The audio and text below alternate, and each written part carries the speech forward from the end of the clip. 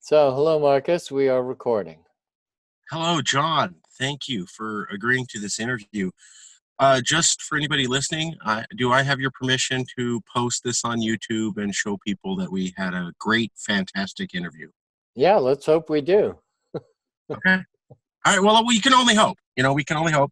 I did my homework, so I'm ready. Oh, good. You got some Notes. questions. Yeah. Well, I mean, you're going to do the introduction, but I wanted to be able to follow along. So read some Ellen Brown essays. I actually got to interview her a couple of years ago, but I've been out of the topic regarding public banking. We just had it happen here in California, but most people don't understand it well. So I know you're an expert on the subject, and I was hoping we could have a discussion about what is public banking? What does that allow you to do? Why is it a good idea? A lot of Californians don't have the basics. Right. So, the way that I would start out is by letting us consider an interesting question.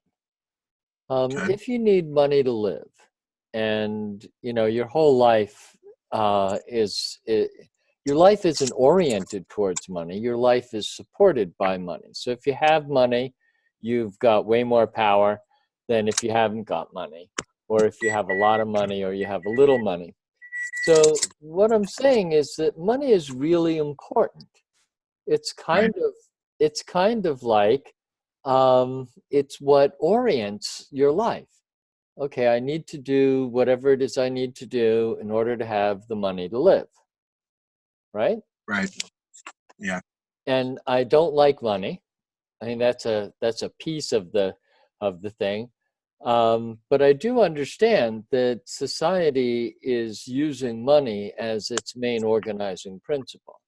So Right. whatever I can get money for, I can do, and what I can't get money for, I can't do, unless I can do it as a hobby voluntarily. Right. Okay, I just make sure that's clear, right? So the question is, why don't we know who's issuing the money? If it's that important, and everything depends on how we get money, Yeah. and what we have to do to have money, and we used to be able to save money. Now we have to invest it and take on a lot of risk because interest rates are so low. It goes on and on and on. You know, why? Why? Why wouldn't we know? Wouldn't all of us know who's issuing the money? Okay. That is the question. Who's Because, issuing the money? yeah, who's issuing the money? Okay, so there are lots of, I mean, you can go to YouTube and put that in, who's issuing the money interviews, and listen to the people who've gone out in the street and asked people what they know about who issues the money. And they say all kinds of things, and they're always wrong. And they say the federal government issues the money, or they say the Federal Reserve Banks issue the money, or they say, well, we have a fractional reserve monetary system. Do you understand how that works? No, I don't. There's supposed to be people who do understand it. So rather than doing something that relies on authorities like economists and bankers and what have you, um, I'm going to take you through the actual process of your dealings with banks. Now remember, Okay. what we're trying to get to is, what can a public bank do that a private Right. bank can't do, right? That's what we're trying to get to. We want to get to a place Right. where we actually Right. understand what the difference Right. is, because it's crucial to understand it. But you have to understand banking first, and you have to understand where money comes from first before that's significant, right? I mean, who cares whether it's a public Yeah. bank or a Wall Street bank? It's, amounts to the same thing. Okay, maybe a public bank has less interest. Okay, so let's go to the bank because we just got a birthday present in the mail or at the party, and somebody's given us $100 bill. And our thinking is, I think I better deposit the $100 bill. They're hard to spend. I could lose it. You know, it's much too easy. Let me put it in the bank. So you go to the bank and you do what you think of as depositing your money in the bank. Right? That's what you think you're Okay. doing. So Right. I'll have a bank, you know, it'll go into my account at the bank. It's my money. Okay. Okay, so let's actually see what happens. You hand the 100, well, you fill out a deposit slip and you hand, and you don't have to do that anymore, by the way. It's, you know, everything gets more and more convenient so that you have to think about it much less.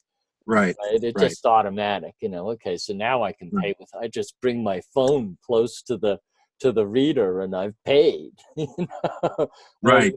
So there's this convenience piece. But anyway, that lets you not think about it, right? Anyway, so you hand the deposit slip and the $100 bill to the bank. And the teller takes the $100 bill and puts it in the cash drawer and puts Okay. something in your bank account. I mean, they'll put $100 in your bank account, but is it your $100? So if you actually look at what actually happened right there, you gave the $100 bill, which says on it, this bill, this note is legal tender for all debts, public and private. That's what it says on the note. So it's Right. backed by the full faith and credit of the United States of America, the government, etc. It's a legal tender note, lawful money. Right. Right. Okay, so you hand it to the bank, and the bank puts the teller puts it in the cash drawer. From the cash drawer, it goes to the into the vault, and from the vault, or actually as soon as you hand it to her, it goes onto the balance sheet of the bank as an asset. In other Okay. words, it's not your $100 bill anymore. It's the bank's $100 bill. You cannot tell the bank what to do with that $100 bill. Now, the Got it. reason that you think that it's like that is that you can turn around, go to the cash machine, and take out a $100 bill or a 20, you know, a bunch of 20s. So the point that I'm trying to make is that that $100 bill, when you deposit, do what the bank calls deposit, and I'm doing air quotes on purpose because it's not really Right. what you're doing. Right. You're not really Right. depositing it. Right. Right. It's now the bank's.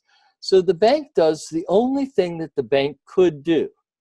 It puts in your bank account that it owes you $100, right? You Okay. handed them $100, so now the bank owes you $100, right? Okay.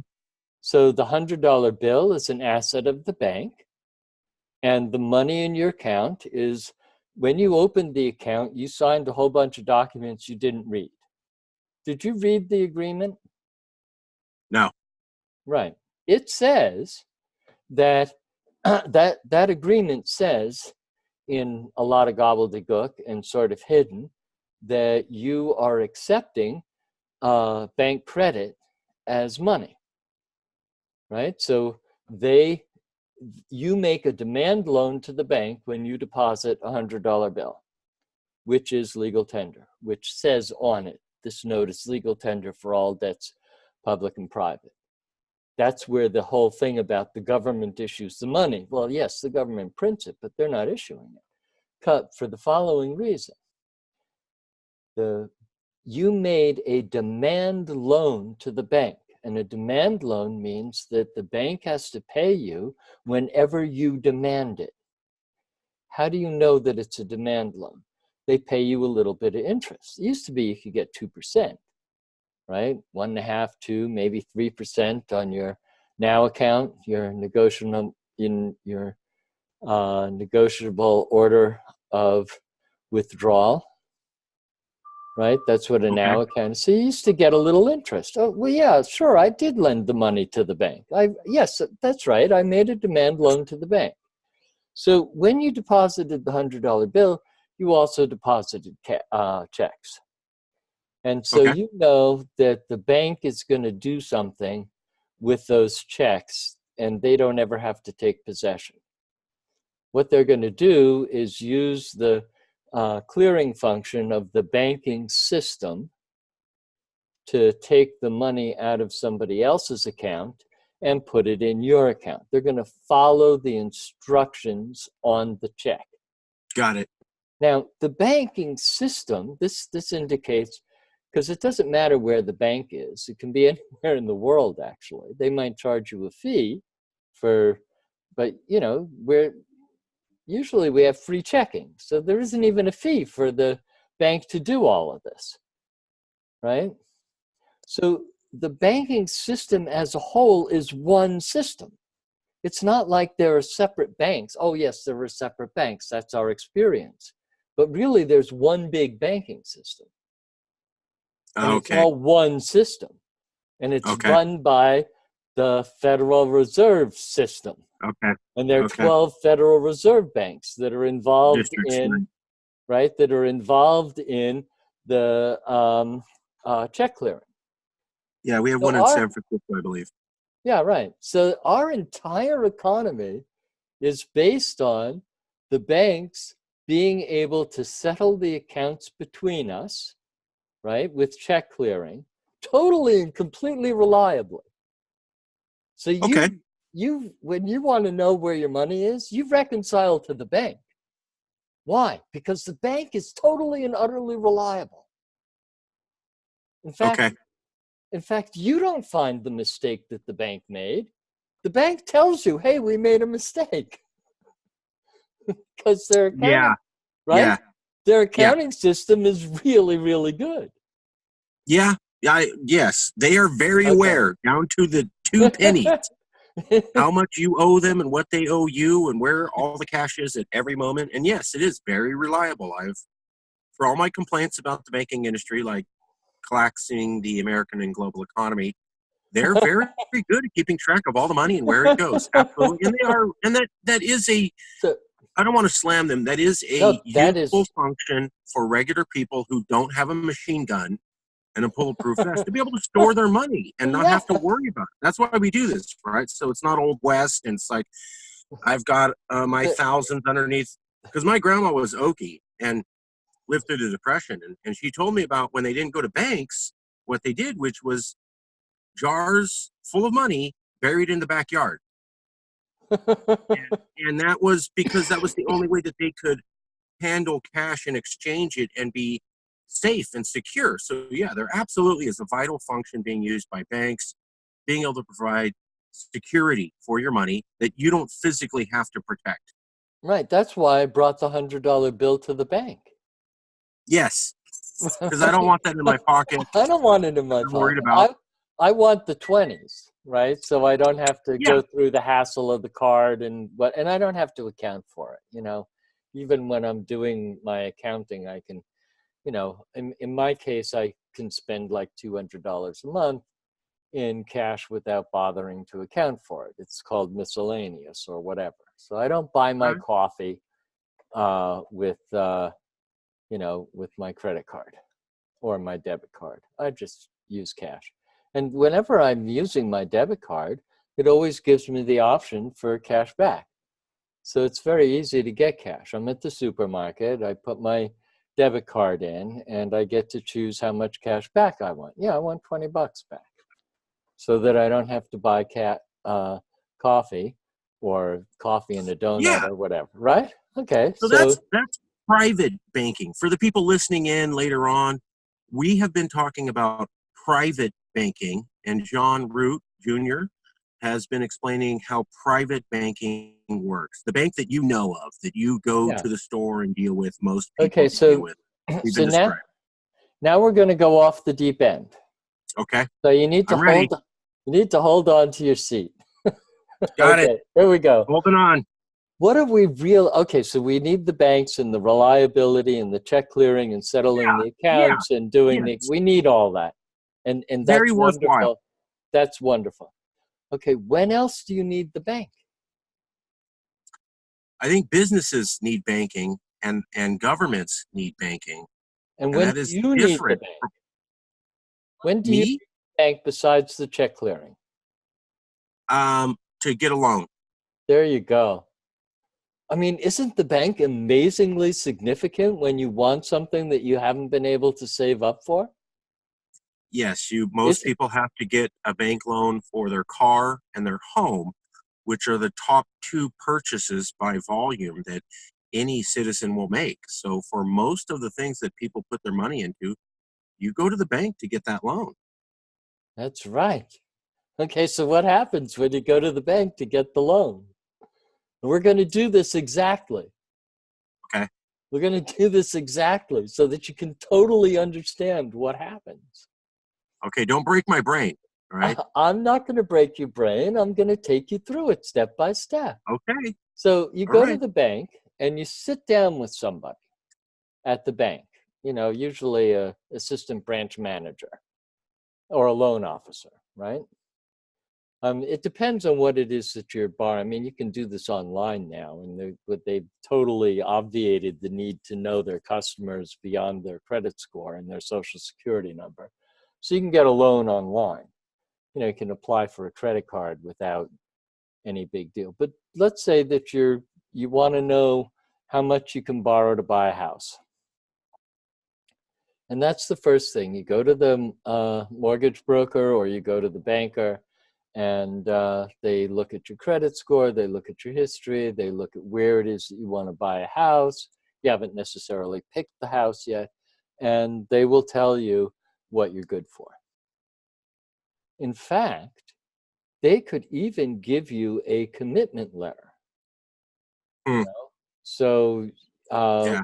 we will lend you $250,000 Right. as a mortgage to buy a house that can cost up to, so that there's usually a little equity that you have to provide. So you can't borrow the whole amount unless you're a first-time buyer, and there's programs and guarantees for the bank, etc. So the bank has given you a commitment letter, right? So you know how big of a house you can go for. So Right. Right. now, right, it's important because now I'm in a position to go look for a house. I mean, I always know what I'm good for because I'm always up on these things, but most people aren't. So they're very happy to find out what they can handle. No, And and it's the same way with cars. When I yeah, went to go buy a car, they told I worked with the dealership, and they go, "We'll go ahead and go through the bank and figure out how much you have to work with." So the bank was already going to tell me, "Mark, you only get to spend so much," and then the car dealers literally go, "That means these cars here." So much the same way. These banks pre-authorize or say, "For your credit, we're willing to loan this much to you. This is how much risk we're willing to take out with you." right. Okay. So that establishes the role of the bank in our lives and Okay. the role of the credit score in our lives, right? Okay. Okay, Okay. so now you've chosen the house and you've made the offer. The offer has been accepted, and so now you got to do the closing, right? You actually have to go to, well, sometimes you don't even have to go to the bank anymore, but it used to be, and still is to a large extent, that you go to the closing. Now, what happens at the closing?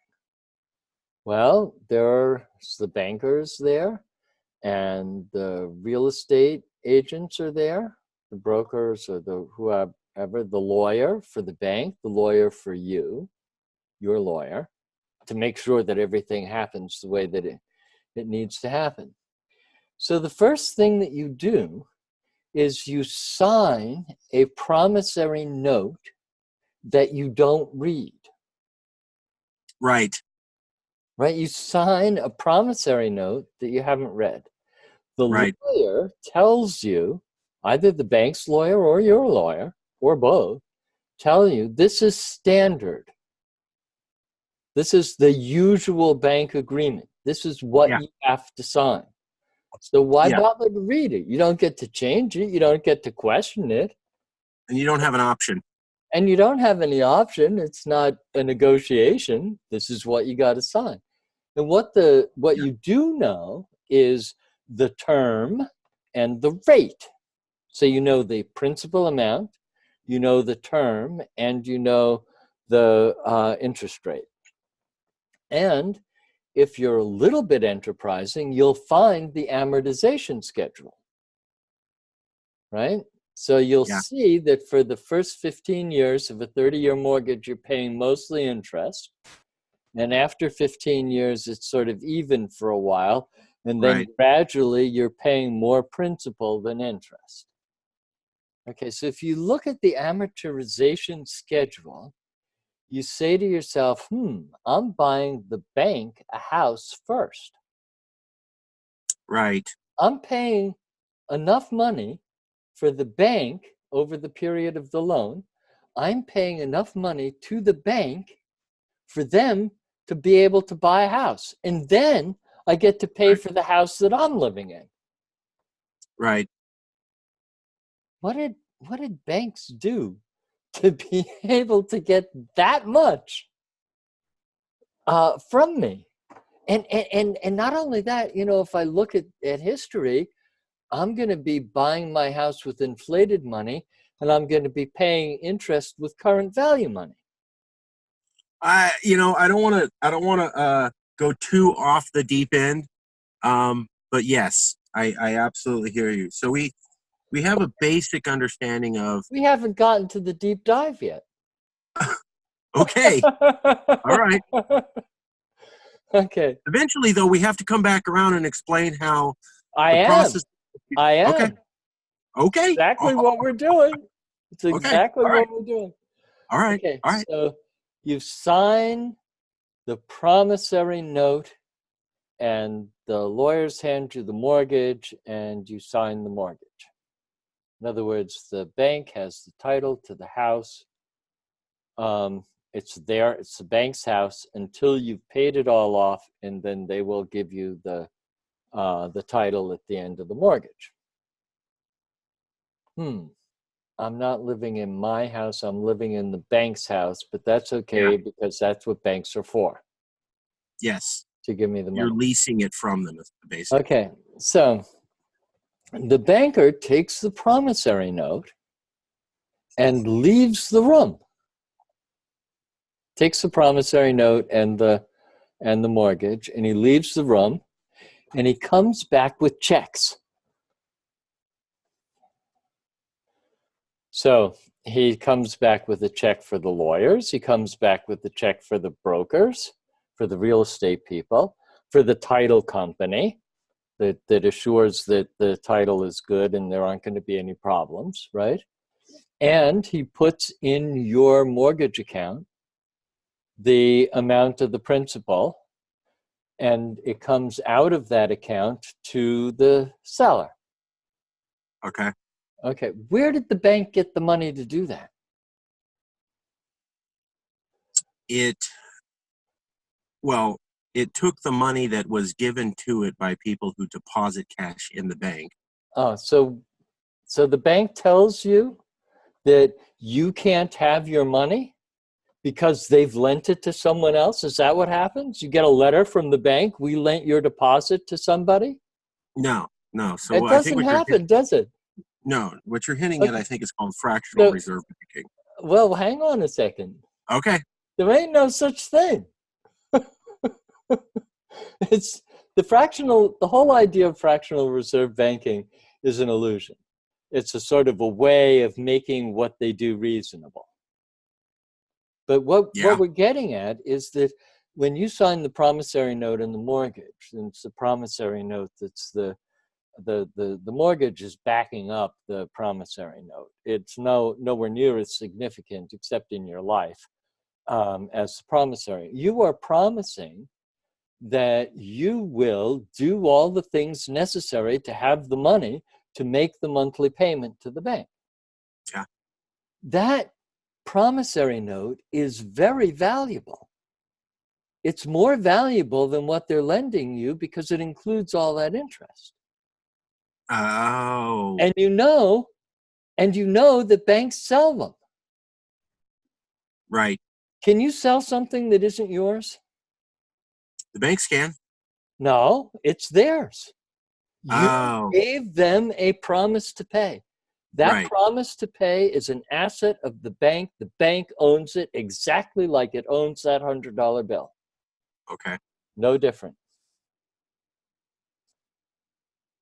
What did it put in your bank account that you paid the seller with? The same thing.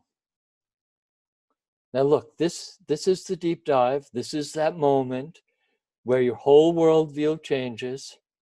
They put in your bank account what they owe you. They put their liability. You gave them an asset, your promise to pay, bank's asset, your liability, their liability, your asset. They put their liability in the bank account, and it's their liability and your asset. Okay. That's how accounting works always. There's always assets and liabilities, and they always work out, including, okay, could the bank have lent you money that they had saved and that was part of their retained earnings and capital of the bank? Yes, but I don't think they've done that for, what, 80, 90 years? No, they've never done it. They have always lent you what they owe you. Okay.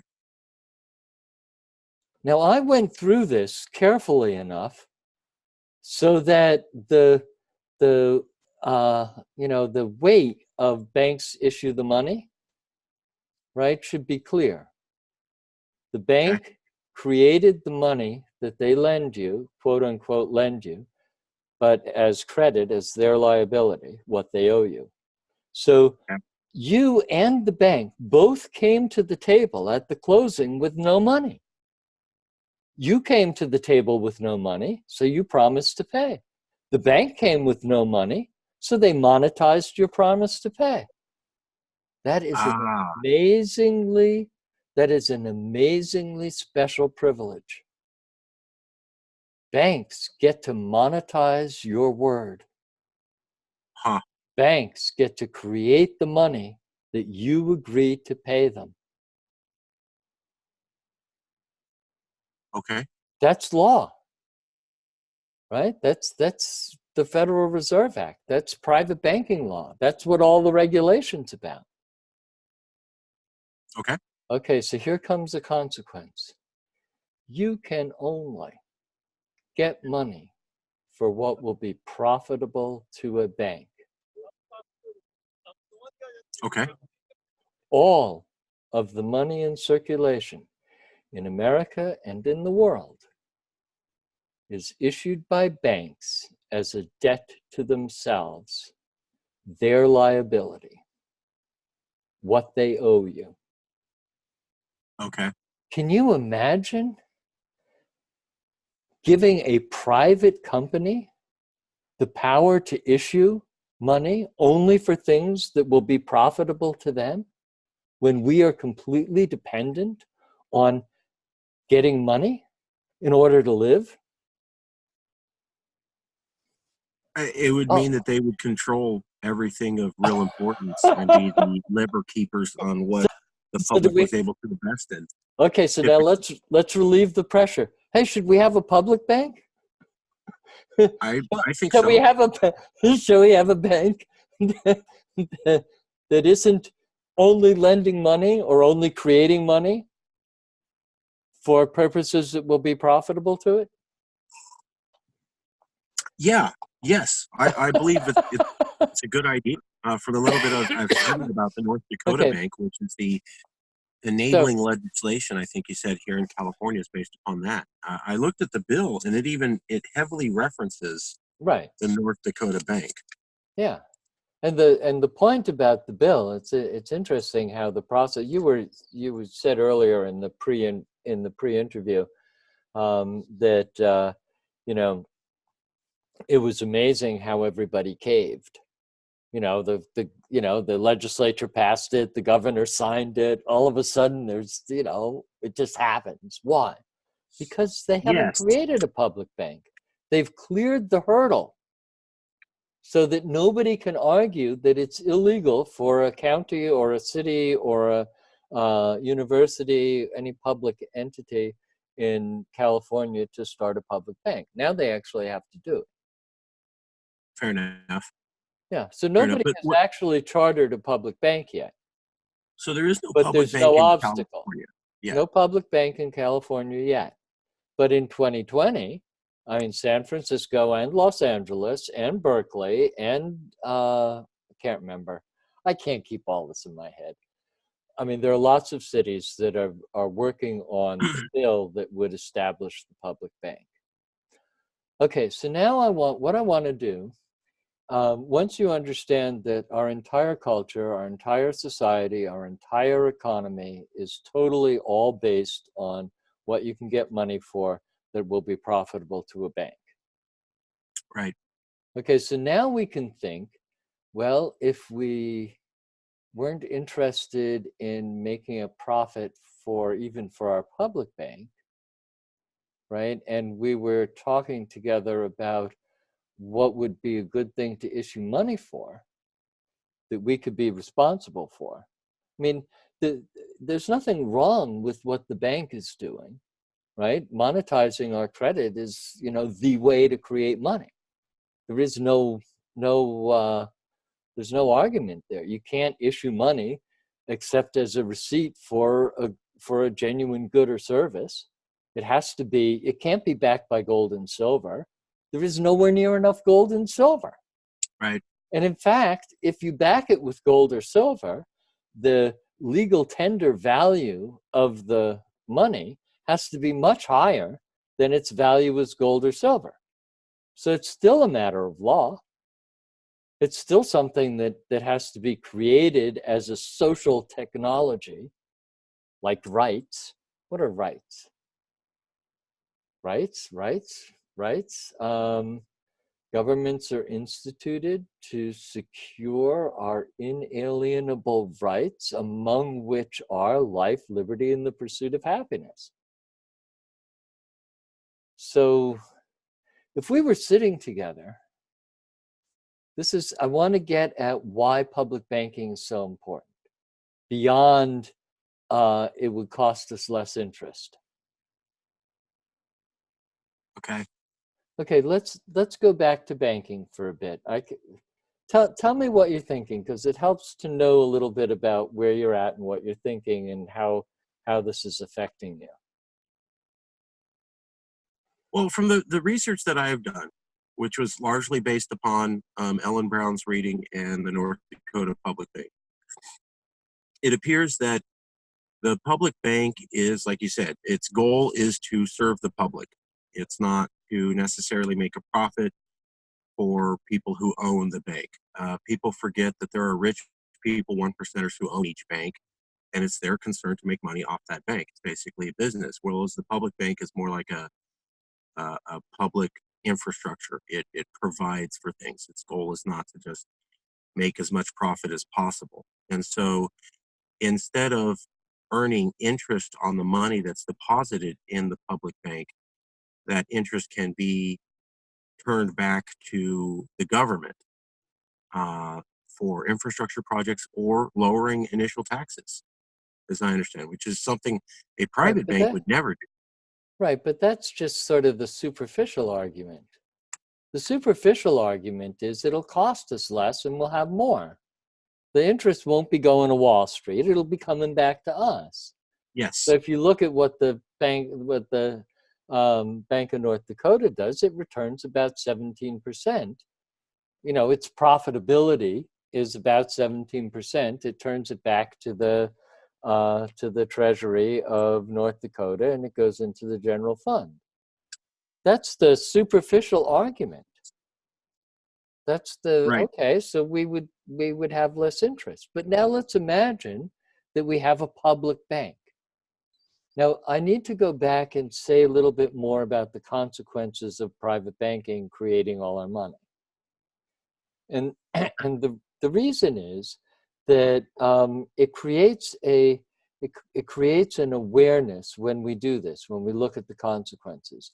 It creates an awareness of the extent to which the banking system has created this society, right? It creates the awareness that it doesn't have to be the way it is if we had a public bank, right? That wasn't concerned about only issuing money for things that are profitable to it. So let's look at the consequence. If the money is issued by the bank as what it owes you when you give it a promissory note, and it puts what it owes you in your bank account, you are going to be paying principal and interest. They created only the principal. So Okay. part of the question then is, well, if all the money comes into circulation as a debt to the bank or as the bank's liability, then every time you make a principal payment, right, the asset of the bank goes down, right? You're paying off that promissory notes. Right. The asset of Right. the bank goes down, and therefore also the amount of money goes down. The liability of the bank goes down. Okay. Every principal payment extinguishes, every principal payment to the bank extinguishes the money. Okay. So by the time you've paid the entire principal, right, that money is gone again. It's disappeared into the accounting system by which it was created. Okay. Okay. Where is the interest that you're going to pay going to come from if all the money was created as the principal of a loan?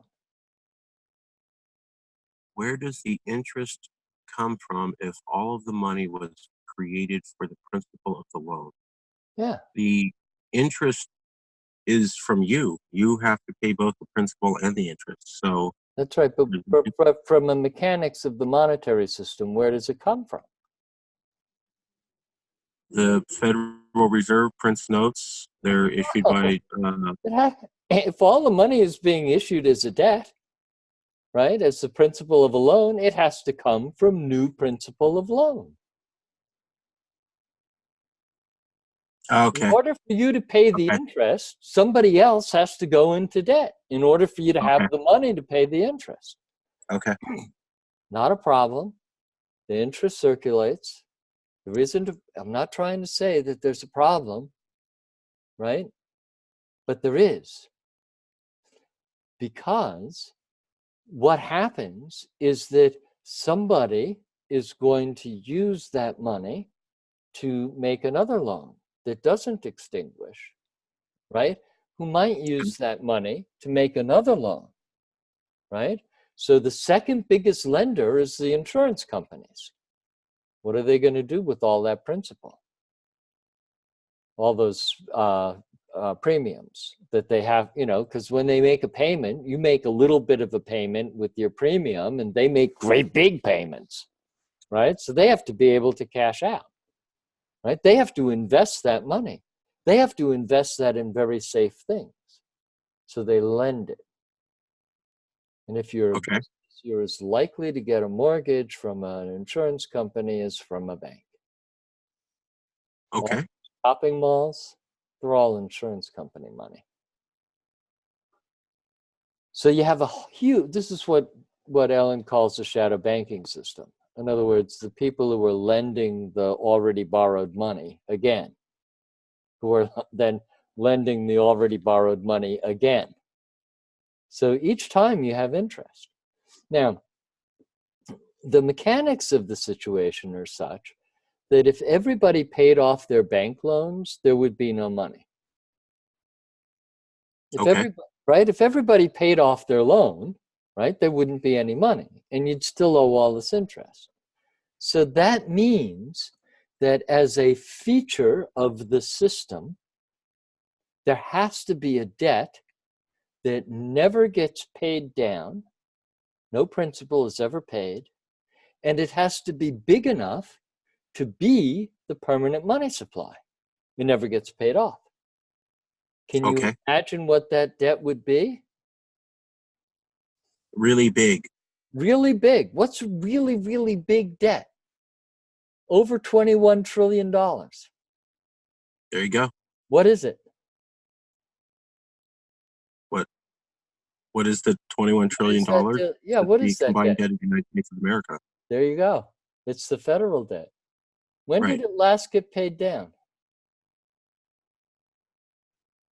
When did what? When was the last time that the federal debt got paid down?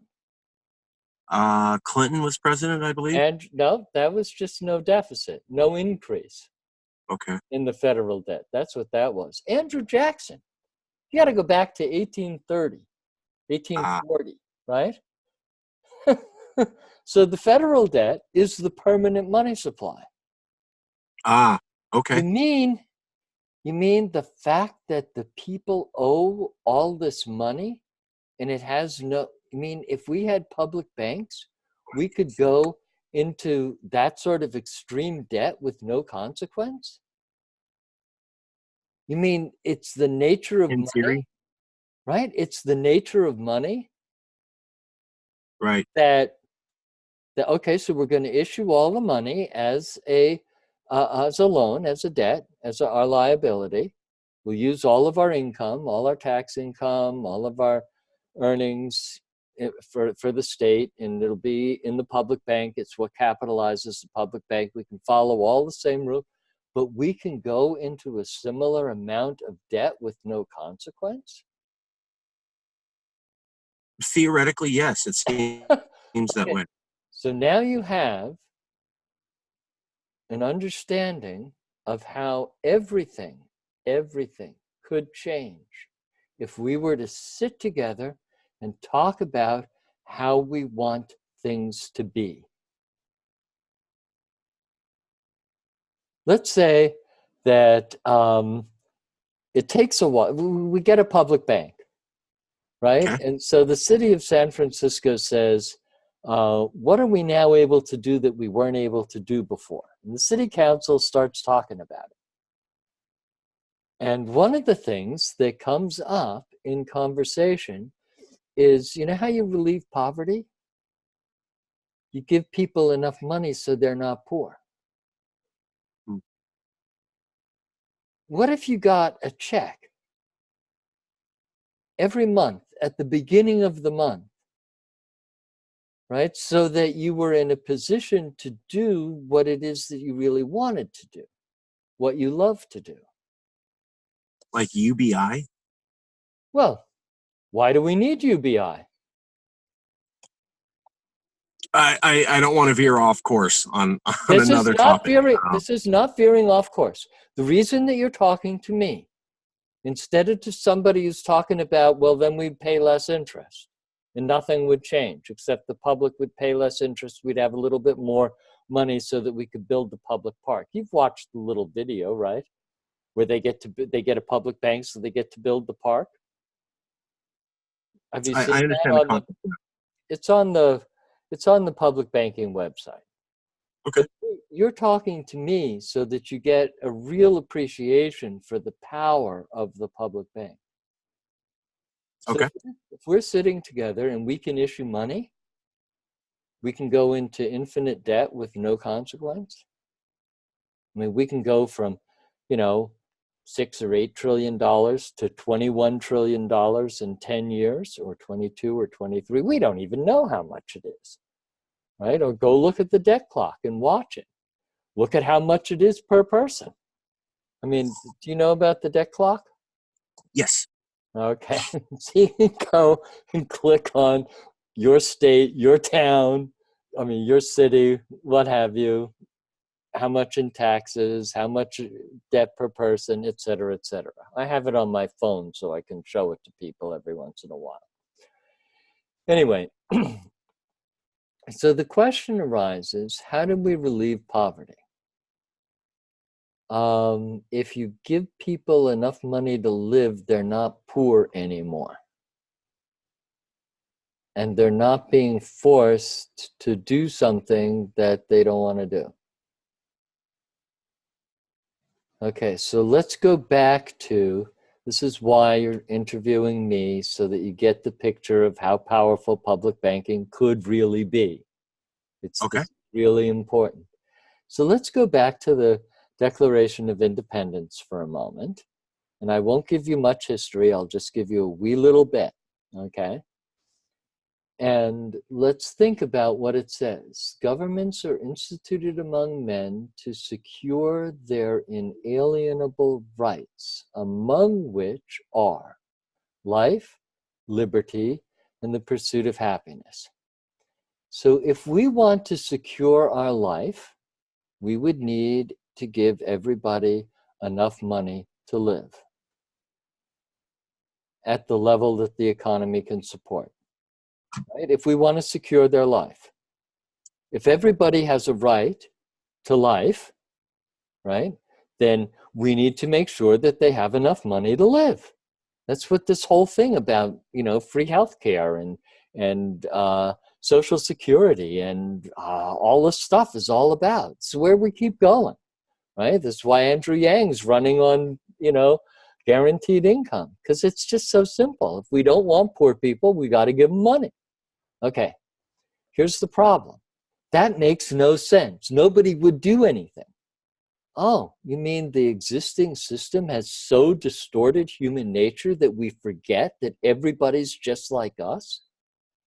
And the only thing that makes you happy is the liberty to do what you love to do?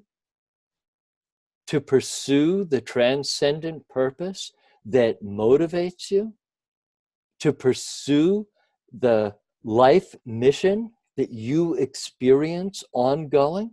Are you living out of your life's mission, out of your purpose, out of your life's purpose? Are you oriented all the time? You, Marcus, are you oriented towards doing what you believe in would be good for society? Yes. Are you like everybody else? That's a very big question. Okay, so you're That I'm arrogant motivated. enough to believe that you're way better than most people. No. No. Okay, so if I am at liberty to pursue my mission in life, if I am at liberty to pursue my life's purpose, right, then I will pursue happiness. What is the only thing that genuinely makes you happy? Succeeding in your life's mission and doing it your way. Sure. With the opportunity to develop your capacity to do it increasingly well in cooperation with all the people who you feel are part of your community. Okay. You mean if we had public banks, we could free everybody up to do the meaningful thing that they feel called to do with the capacity, with the possibility of ongoing quality improvement, right? Oh my God. We could totally change society. Why would we ever permit the externalization of costs? Why do we permit garbage and pollution? There's absolutely no need. Let's clean it all up. We're not, okay, the question is it a good idea? Right? Are there people who really want to do it, for whom it's mission? Right? Yeah. Are they capable of doing it? Yeah, they've got the training, they've got the, okay. Is it a good use of the built and natural resources? Okay, so it's a good idea, We think it's a good idea. We like it. It would benefit everybody. It's a good idea. There are people who really want to do it and they're capable of doing it, and it's a good use of the resources. Okay. When you have a public bank, the question is no longer where are you going to get the money.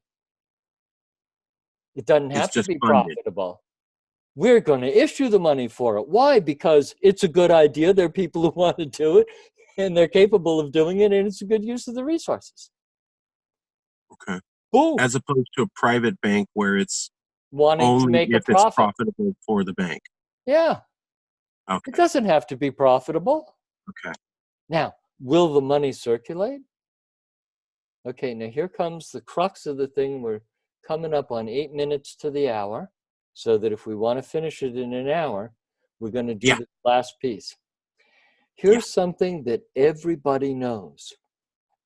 And the reason that I take my hard-earned money and exchange it for something that I want is because I will be better off, in my estimation, in my sense of value. I will be better off than if I hold on to the money. I'm going to buy that car because that car will make me better off than if I just hold on to my old car and keep the money and not spend it or borrow it or what have you. Every transaction that is entered into by two parties freely, with no hidden, transparent, no fraud, right, makes both parties to the exchange better off. You got that? Yeah. I go into the store and I know that if I buy whatever it is at the advertised price, the store's going to be better off. In fact, that's why they're there, right? And I'm going to be better off. They'd rather have the money. I'd rather have the toaster or the car or whatever, or the food or the what have you. And I'm willing to pay a little more for organic because I think it's better for me and the environment. Okay. So human nature is such that every transaction freely entered into, facilitated by money, makes both parties to the transaction better off. Sure. This is the capital formation process. In the aggregate, with all the transactions that are happening, we should all be increasingly better off. Where is the surplus going to? Where is the better off going to? How does the system work? Did you buy the bank a house first? Where is the better off yes, going the to? current banking system is yes. It's going to interest. Right. Okay, so let's imagine for a moment that the bank charges enough interest to cover its costs and that's it. Okay. And it only makes equity investments. Okay. It only ever issues money as an equity investment or to fund something that isn't ever, that's not going to be profitable, that will be subsidized out of the profits from the equity investments. Now, everything that happens is related to the fortunes of the business. It was a good idea. They were competent. Okay, it's going to keep going, making more money, more value, creating more value. We're going to have to issue more money to represent that value. We were wrong. They weren't capable. That whole millions of dollars that we plowed into that project, it didn't work. Okay, we have to take money out of circulation. Right? In other words, we have to keep the money value constant. Right. Why does the banking system inflate the money? Because you're paying with current value money up front in interest, so it's fine if you pay off the loan with inflated money at the end. Okay. From a banking point of view, that makes okay, so let's target 2 or 3% inflation. That'll keep us healthy, us bankers. Okay, so last piece of this. The banking system, by being private and only issuing money for things that it thinks will be profitable to it, that it's sure will be profitable to the bank, right, is creating the situation that we're in, because the interest is due and payable regardless of what happens in your life or in what it is that you put the money up for. Yeah. You have to pay the interest regardless. So is everybody pursuing their transcendent purpose? Or is everybody making sure they have enough money to make the mortgage payment? That's a very deep philosophical That's what existential I question. said. Yes. But it's what public banking makes possible. Public banking, we can say to each other, no, we should all be doing that which we feel called to do. And we don't have to look at it from a religious point of view, because everybody has that experience of, what should I dedicate my life to? What should I do with my life? Well, okay, I'm going to go to college, I'm going to get a good job, and I can support my family. No. Whatever I do, we're getting a check at the beginning of the month. A dividend, not a debt base, it's just a dividend off the overall productivity of the economy. If you want to learn about that as a system, you go to social credit on the internet, the Michael Journal, whatever, Wikipedia. There was a whole movement at the time of the Federal Reserve, with the establishment of the Federal Reserve, for the dividend that results from everybody's increasingly better off. Well, we need to issue the money and distribute it to everybody so that they have the money in order to buy all the goods and services that the economy is capable of producing.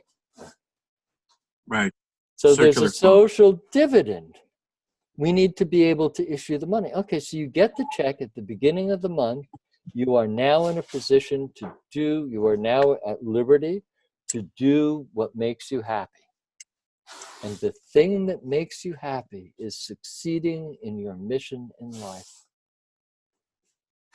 And you can test this with your group. Whenever you're sitting in a circle, say, hey, let's take 5 or 10 minutes and let's talk about what we're most afraid of. So after they get past the, I'll lose my job and I won't be able to make the mortgage payments, it turns out that the thing that everybody is most afraid of, is not succeeding in accomplishing their life's work, their mission in life. So let us put everyone in a position to cooperate with each other, to create what it is that they want to dedicate their blood, sweat, and tears to. That is what public banking makes possible. Why? Because the question is it a good idea? Are there people who want to do it? Are they capable of doing it? Is it a good use of the resources? Because if it is, we're going to issue the money for it.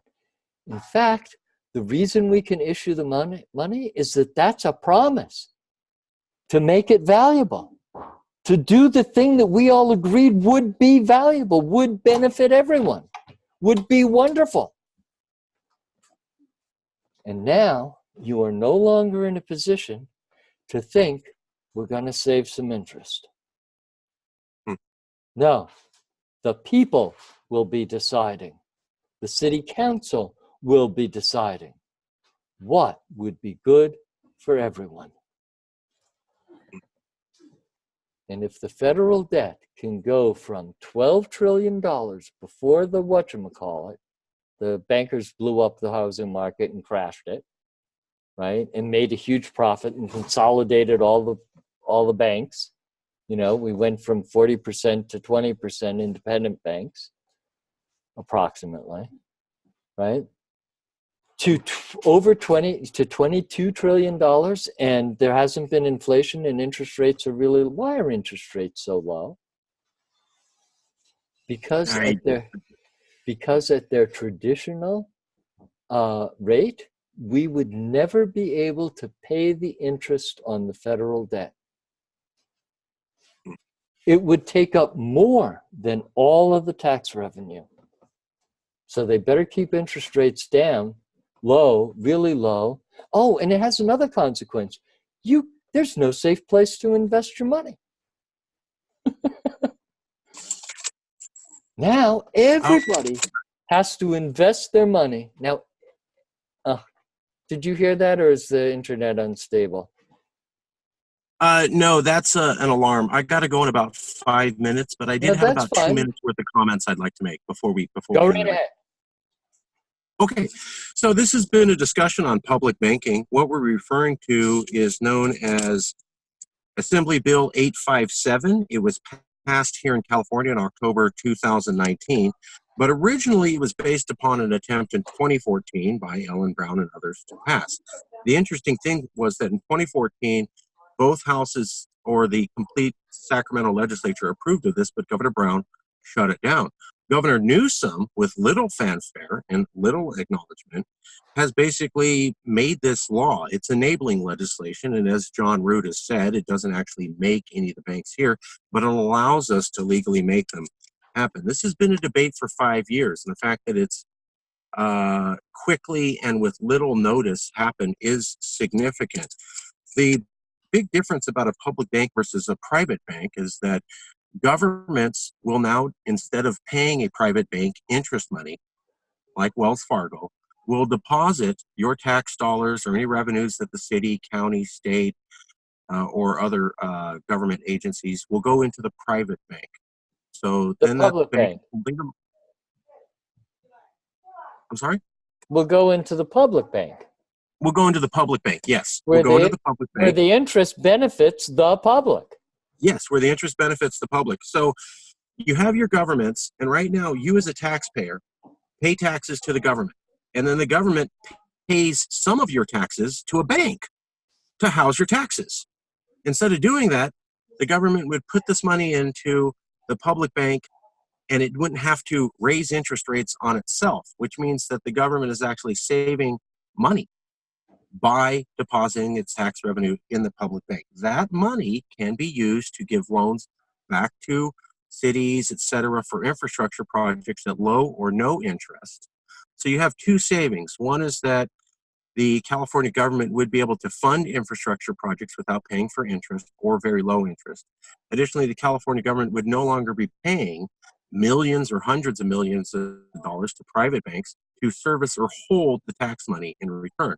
So you have tax savings and you have low interest loans. Collectively, that allows California to invest in a lot of things. Just a couple quick numbers. When we look at the North Dakota Bank, and it was the public bank, and we look at 2010 numbers, they had $4 billion in assets and $327 million in capital cash available for loaning. Now, I did a quick survey of the North Dakota economy in 2016 and compared it to California. Basically, California is 49 times larger than North Dakota. So if we look at 2016 numbers, and this is if you had a California public bank or a series of public banks and their combined assets and liquid cash. So looking at the North Dakota numbers, California's public bank or series of banks comprising a California public banking system would equal $16 billion in liquid cash available for loans and $196 billion in assets. What's key for Californians is to recognize that the highly controversial gas tax here in California, which half the population didn't like, was only going to raise $52 billion over a 10-year period. The public bank alone has $16 billion per annum with no increase in tax revenue and actually a savings. Whereas we in California had to raise gas taxes on ourselves to make $52 billion. Frankly put, we wouldn't need the gas tax and we'd have money left over and we could fix all our roads and we'd have tax savings if we had a public bank. Additionally, one last thing I got to point out though is that public banks are recession proof. While every bank in America was going down during the global recession of 2008, the North Dakota Public Bank consistently showed earnings every year throughout the recession when all of the private banks didn't. If we have a public bank and we have the surplus budget that Governor Brown started and being continued under the current governor, we will have two effective tools for the next recession, which everyone says is coming. Given that California was the worst hit state in all of America in the 2008 recession, basically we were hit the worst, it's in our interest as Californians to not go into a super horrible dip in the next recession. A public bank and our surplus would allow us to do that. I'm done. Right. And what I was trying to do in this interview was expand our understanding of what public banking Oh, can yeah. do. Yeah. So that The we deep would philosophy. get to that place where we understand that the primary tool that the sovereign uses to create the conditions in which we all live is money creation. And if private banks are creating it, then society reflects their need for profit. And if public banks are doing it, then we get what we decide together would be good. In So other it would words, make us better people. if the people are going to be sovereign, then the question is, what do the people want? What would benefit everyone? Well, if the money is being issued by the people in order to accomplish what the people have committed to doing, no different from borrowing the money from the bank, right? You're committed to doing what it is that you said you wanted to do, right? But it doesn't have Right. to be profitable, Right. right? Right. It has to be good. Right. And everything changes. If the Right. people are issuing the money, then society reflects our values, not profit. Right. And So we could prioritize environmental healing. We could prioritize no poverty. yes, absolutely. Absolutely. They've been doing an experiment with UBI in Stockton Yeah. recently to see if it even work out. And I think the money's coming from a private company, but it could come from a public bank. In theory, there's nothing stopping that, as I understand. Yeah. Okay, very good. Thank you so much. I really appreciate the philosophy. I think Good. the thing is that we are so used to it's about making profit and everybody looks out for the bottom line and increasing profit that you hear that there would be a financial system that fundamentally doesn't use that as the decision process for making decisions, and that it looks at, I don't know if it's profitable. Is it a good thing to do for the public? It's just Americans don't entertain that thought process when dealing with cash. And so I think it's a very new and exotic to think about finances that way. And I think you did a great job at pushing a human mind through what they've known and grown up with into a basically theoretical possibilities that we've never actually seen before. And Yeah. that's brilliant. That's brilliant, sir. Thank you so much. Good. Thank you for having me. I appreciate it much. And thank you Yeah. to Jim. Thank Jim you, Jim. Hogue. Thank you, Jim. Second Vermont Republic connection.